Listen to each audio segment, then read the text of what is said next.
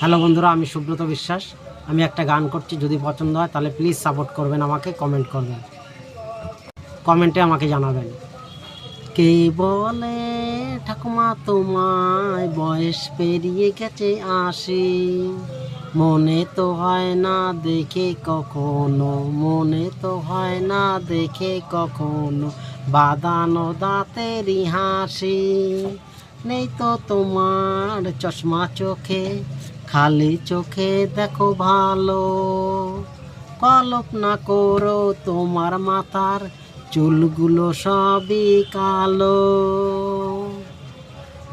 সোজা হয়ে যখন চলতেই পারো, সোজা হয়ে যখন চলতে পারো, না নিয়ে হাতে ওই লাঠি।